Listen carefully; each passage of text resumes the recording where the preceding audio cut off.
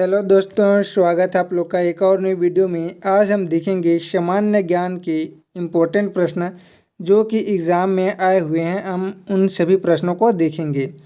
तो पहला प्रश्न है, निम्नलिखित में से किस स्थान पर सुभाष चंद्र बोस ने आज़ाद हिंद फौज का नेतृत्व ग्रहण किया?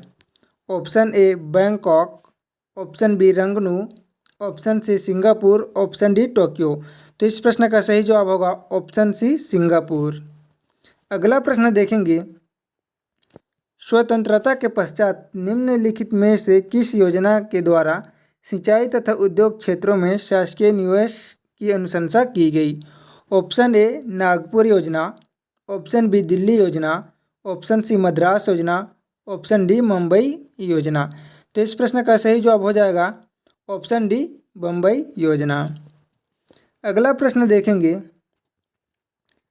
निम्न में से कौन से अधिकार संविधान के अनुच्छेद 22 के अंतर्गत गैर नागरिकों को दिए गए हैं? ऑप्शन ए गिरफ्तारी के कारणों को शीघ्र अतिशीघ्र बताए जाने का अधिकार, अपनी रुचि के वकील से परामर्श करने और बचाव का अधिकार, ऑप्शन सी है गिरफ्तारी के बाद 24 घंटे के अंदर किसी मजिस्ट्रेट के समक्ष पेश किए जाने का अधिकार, और ऑप्शन डी है उपयुक्त समय से अधिक मजिस्ट्रेट के आदेश के बिना निरोध से स्वतंत्रता। तो इस प्रश्न का सही जवाब क्या हो जाएगा? तो इस प्रश्न का सही जवाब होगा option D A B M C D, तो सभी। अगला प्रश्न है, निम्नलिखित में से कौन सी जोड़ी सही है? ऑप्शन ए कार्बनिक cell slate, option B reactor scale वायु गति, ऑप्शन सी काली कपास पाट जाल, ऑप्शन डी टॉर्नेडो ऑस्ट्रेलिया। तो सही जोड़ी कौन सी है? इस प्रश्न का सही जवाब होगा ऑप्शन डी टॉर्नेडो ऑस्ट्रेलिया। अगला प्रश्न है, गांधी सागर किस बांध नदी पर बनाया गया है? गांधी सागर बांध किस नदी पर बनाया गया है? Option A Yamuna, option B Chambal, option C Kali Sindh, option D Narmada. तो इस प्रश्न का सही जवाब होगा ऑप्शन बी चंबल नदी पर। 96 प्रश्न देखेंगे, कौन सा कथन सत्य है? अरब सागर के सभी द्वीपों का उद्भव प्रवाल से हुआ है, ये द्वीप प्रवाल भित्तियों से गिरे हुए हैं। तो देखेंगे इस प्रश्न का सही जवाब होगा ऑप्शन सी, कथन ए एवं बी दोनों सत्य हैं। अगला प्रश्न है, निम्नलिखित में से कौन सी सही जोड़ी नहीं है? ऑप्शन ए है अजंता चित्र तथा मूर्ति, ऑप्शन बी महाबलीपुरम तथा महाभारत की घटना, ये भी सही है और ये भी सही है। ऑप्शन सी मीनाक्षी मंदिर कावेरी, ऑप्शन डी खजुराहो मंदिर चंदेला। तो इस प्रश्न का सही जवाब क्या हो जाएगा? इस प्रश्न का सही जवाब होगा जो सही नहीं है ऑप्शन सी मीनाक्षी मंदिर कावेरी। अगला प्रश्न है, वर्ष 2013 में भारत का लैंगिक विकास सूचकांक क्या है? ये एग्जाम की दृष्टि से इंपॉर्टेंट गाइस, अब 2024 का देख लेंगे। तो इस प्रश्न का सही जवाब होगा ऑप्शन बी 0.828। अगला प्रश्न है, अंडमान द्वीप के समूह सुषुप्त ज्वाला का नाम क्या है? ऑप्शन ए बैरन द्वीप, ऑप्शन बी है कैमोर्टा द्वीप, ऑप्शन सी है लॉन्ग आइलैंड, ऑप्शन डी है सिस्टम द्वीप। तो इसमें जितने भी ऑप्शन दिए हैं ये सब सुषुप्त नहीं है, ये सब सक्रिय हैं। तो एक नारकोंडम ज्वालामुखी पाया जाता है यहीं पे अंडमान द्वीप पे, जो कि सुषुप्त है और ऑप्शन में नहीं दिया गया, इसलिए इसे व्यापक के द्वारा विलोपित किया गया था। अगला प्रश्न देखेंगे, मौसमी बेरोजगारी संबंधित है। ऑप्शन ए सार्वजनिक क्षेत्रों से, ऑप्शन बी कृषि से, ऑप्शन सी निजी क्षेत्रों से, ऑप्शन डी उपरोक्त में से कोई नहीं।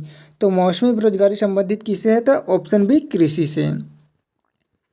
अगला प्रश्न है, संविधान के भाग 3 में उल्लेखित मौलिक अधिकारों को लागू करने और किसी अन्य प्रयोजन के लिए किसी बंदी प्रत्यक्षीकरण, परमादेश, प्रतिषेध, उत्प्रेषण, लेख और अधिकार परीक्षा जारी करने का अधिकार है। ऑप्शन ए भारत का सर्वोच्च न्यायालय, ऑप्शन बी उच्च न्यायालय, ऑप्शन सी संविधान के अंतर्गत गठित न्यायाधिकरण, ऑप्शन डी उपरोक्त में से कोई नहीं। तो इस प्रश्न का सही जवाब होगा ऑप्शन बी उच्च न्यायालय। अगला प्रश्न है, दार्जिलिंग में किस नदी के तट पर चाय की खेती की जाती है? Option A Teesta, option B है Surma, option C Manas, option D Lohit. तो इस प्रश्न का सही जवाब क्या हो जाएगा? Option A Teesta. अगला प्रश्न है, विजयनगर साम्राज्य के अवशेष पाए जाते हैं।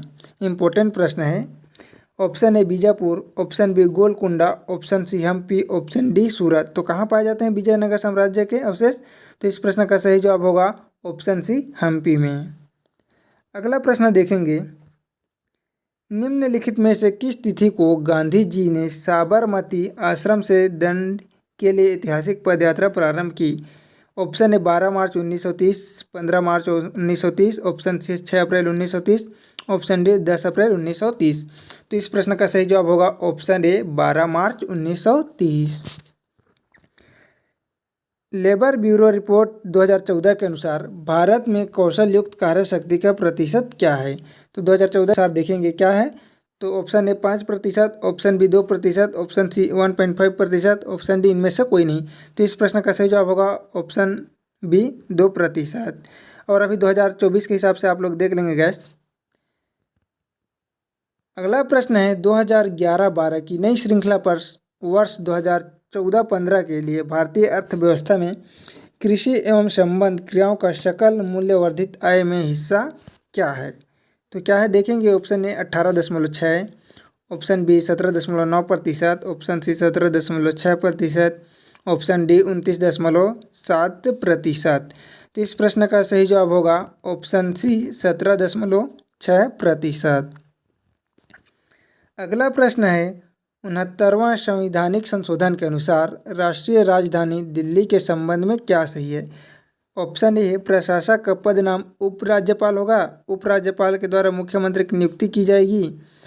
ऑप्शन सी है राष्ट्रपति के द्वारा मुख्यमंत्री की नियुक्ति की जाएगी। और ऑप्शन डी है उपराज्यपाल मंत्रिपरिषद की सलाह से अपनी शक्तियों का प्रयोग करेगा।